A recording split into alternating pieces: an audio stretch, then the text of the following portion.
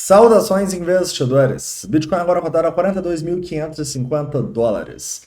Bitcoin que está perigosamente brigando num suporte decisivo. E hoje, meu principal objetivo vai ser atualizar toda essa situação, te mostrando o que eu espero para as próximas horas e dias e qual a minha estratégia no momento. Também quero fazer a análise da Matic, que muitas pessoas vêm me perguntando aqui nos comentários. Bem-vindos a Investidor Moderno.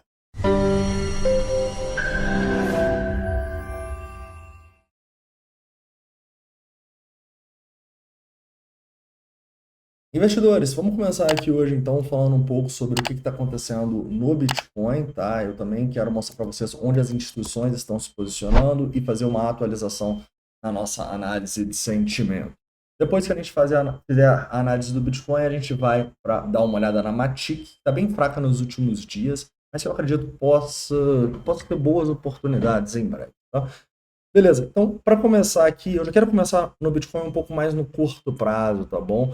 Afinal, a gente já falou bastante do longo prazo nos últimos vídeos. E no curto prazo, que a gente tem aqui no Bitcoin é um padrão de continuação da baixa, tá? Sinceramente, não é um padrão muito bonito. Parece que a gente vai romper para baixo isso aqui, dar mais uma pernada para baixo. Afinal, o preço ele não está conseguindo nem retestar as zonas mínimas de Fibonacci ali, por exemplo, no 0,382. Quando o preço faz isso, normalmente é um sinal de fraqueza, tá? É um sinal de que tem mais queda por vir.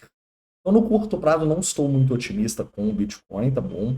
E, assim, no momento, eu não vejo grandes oportunidades, tá? Eu não acho que comprar Bitcoin aqui para o longo prazo seja uma boa. Vocês sabem que a minha visão é somente abaixo dos 40, quem sabe ali nos 38. Mas eu vejo que algumas altcoins que, enfim, começaram a performar pior do que o Bitcoin, com essa dominância subindo um pouquinho, podem começar a dar boas oportunidades. Em especial se a gente ver o Bitcoin ali nos 41 e tal, nem precisa ser abaixo dos 40, tá bom? Então a gente vai ficar de olho nas gemas aqui para mandar mais oportunidades de pequenas criptomoedas com potencial muito grande para os membros, beleza?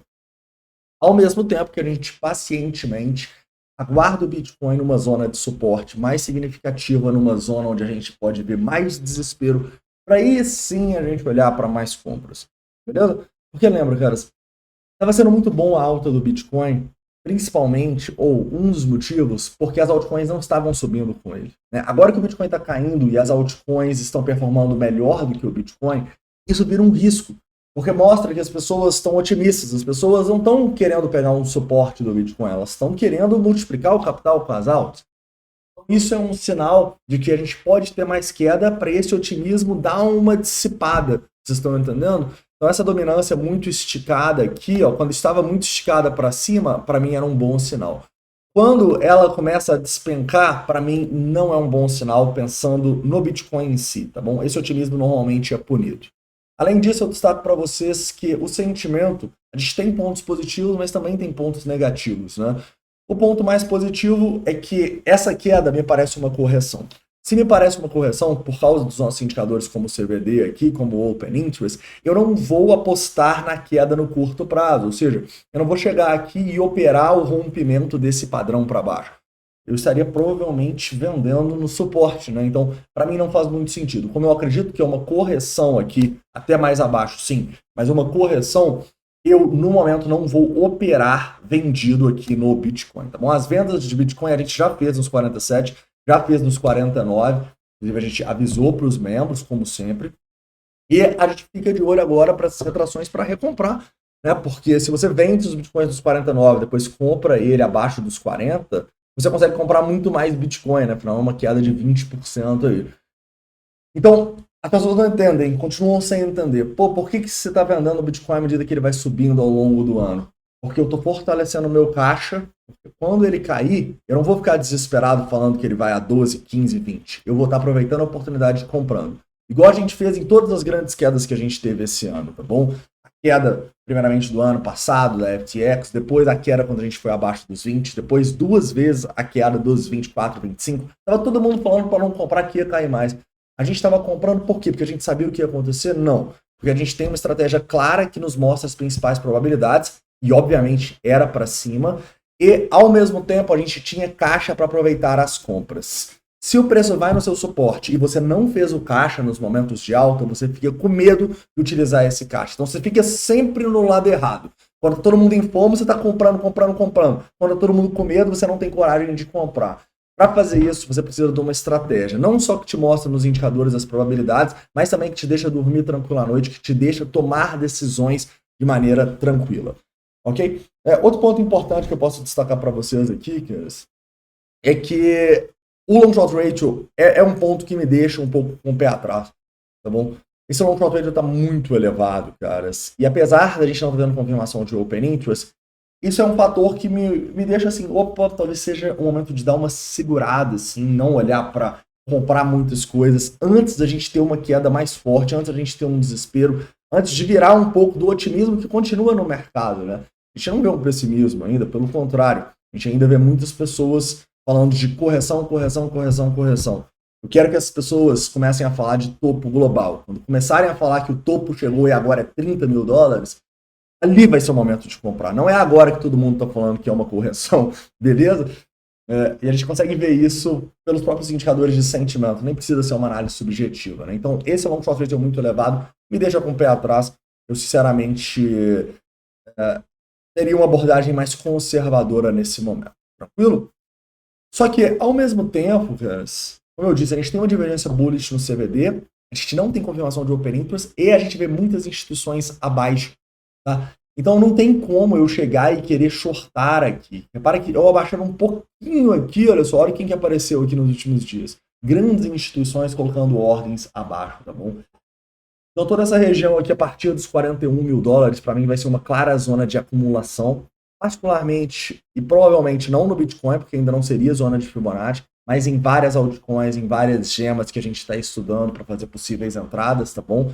E se a gente for ali para os próximos dos 39 no Bitcoin, é uma compra clara, tá bom? Por quê, cara? Quer dizer que essas ordens aqui vão segurar o preço, a gente não vai passar daqui? Não, primeiro que tem uma boa probabilidade, né? Mas mesmo que essas ordens sejam executadas, você precisa entender que vai ter muita venda no mercado. Se tem muita venda no mercado, provavelmente tem instituições captando liquidez. E se elas captam liquidez, a queda não tende a durar por muito tempo. Então, o melhor cenário possível aqui para mim seria realmente a gente ter essa queda e buscar essa liquidez aqui. A turma começar a falar de 30 mil dólares, começar a falar de topo, começar a falar que acabou o sonho, e aí sim a gente ir. Beleza? Então, assim, num primeiro momento, eu fico sem tomar grandes decisões assim no criptomercado, já que eu tô neutro para bearish no curto prazo. No longo prazo, eu continuo acreditando na alta, tá? Continuo otimista. Só no curto prazo que a situação para mim merece cautela, beleza? Outro ponto importante que eu posso destacar aqui para vocês é o que está acontecendo na Matic, né, caras? A Matic é uma das mais fracas, assim, dos últimos tempos. A gente não consegue ver a Matic demonstrar força. E a Matic é a moeda que eu mais vejo comentários, assim, né? E eu acho muito importante deixar claro que toda altcoin que não é tão grande como, por exemplo, um ETH, a gente não deve colocar uma grande parcela do nosso patrimônio. Eu vi muita gente falando que colocou mais em Matic do que em Bitcoin. Isso não faz o menor sentido, tá bom? A relação risco-retorno entre os dois, cara, pesa muito a favor do Bitcoin. Beleza? A Matic pode ter um potencial de retorno maior, mas o risco nela também é muito grande. Tem vários projetos parecidos com a Matic. A gente não sabe qual vai ser o vencedor. Então, se você quiser colocar uma parcela em altcoins, como a Matic, cara, coloca uma parcela que te deixa tranquilo. Se você está desconfortável, cara, é um sinal de que talvez você tenha colocado muito numa altcoin. Beleza? Tá bom, tendo isso em vista, o que a gente pode ver aqui? A Matic está numa consolidação com volumes no topo, tá? Isso não é um bom sinal. Esses volumes aqui acima de $1 foram volumes que não deixaram uma situação muito bonita aqui para ela. Mas eu entendo ao mesmo tempo que ela é uma das poucas que está em retração de Fibonacci do movimento de alta. Ok? Então está em 0,5 de Fibonacci aqui. Então, eu tenho uma TIC, tá? Uma parcela pequena do meu portfólio. E eu sim estaria de olho para comprar uma TIC, desde que você entenda que tecnicamente ela não está muito bonita, que você esteja fazendo um investimento, não um trading. Tá bom? Um trade aqui na Matic eu não vejo como, a não ser que a gente consiga demonstrar força e tal, romper esses topos. Aqui talvez a gente olhe para um trade a favor da alta. Aqui o que eu vejo é um potencial investimento na Matic, tá? Afinal, quando a gente pega aqui os indicadores de sentimento, a gente também tem alguns positivos e outros negativos na Matic, né? E eu destaco para vocês, primeiramente, o, o positivo. Vocês vão perceber que tá bem semelhante ao Bitcoin, tá bom? Ajudar aqui. Deixa eu até ir um pouquinho no curto prazo para passar alguns suportes para vocês enquanto o TRDR não carrega aqui.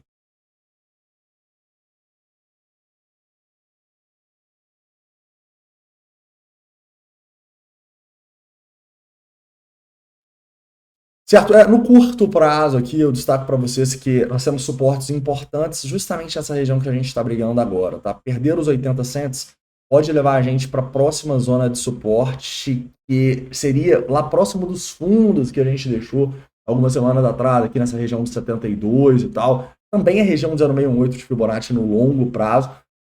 Então, eu diria que sim, eu acho que é uma boa zona para você pensar numa exposição em Matic, mas você precisa entender que o gráfico dela tecnicamente não está tão bonito e que você pode ser obrigado a comprar um pouco mais abaixo em breve, em especial se o Bitcoin começar uma correção para aquela região ali dos 38 mil dólares, beleza? Quando a gente olha o sentimento aqui da Matic, tem pontos positivos e negativos, tá? O ponto mais negativo que eu vejo é o long short ratio muito, muito elevado. Tá? Então vocês me perguntam, por que a Matic não está conseguindo demonstrar força nessas últimas semanas? Porque dentro da Binance Futures tem 4.4 longs para cada short na Matic, caras. Isso realmente é um mau sinal, né? É um sinal de demonstração de fraqueza aqui, caras. Então, não de fraqueza, uma demonstração de que o preço pode cair mais para estopar e liquidar essas pessoas, tá bom? Olhando pelo lado positivo, a gente está vendo o CBD despencar, só que tem algo negativo também aqui no curto prazo. Repara que o Open Interest ele está subindo. Então, nesse momento, a gente vê que tem muita resistência acima da Matic. É justamente por isso que as compras agora, ao meu ver, tem que estar sendo pensando no semanal, tem que estar sendo pensando no longo prazo, não no curto prazo. Tá? No curto prazo eu realmente não vejo grandes compras aqui ou grandes longs na Matic, beleza?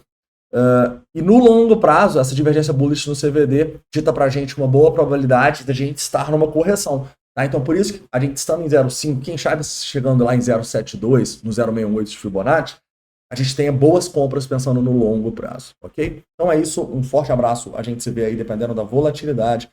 E não se esqueçam, cara, se a gente for ali para a região dos 41 mil dólares, 40 mil dólares, provavelmente a gente vai ter várias novas gemas e compras nas altcoins da carteira recomendada. Então você que é membro, fique atento aí aos canais de comunicação, beleza? Um forte abraço e a gente se vê.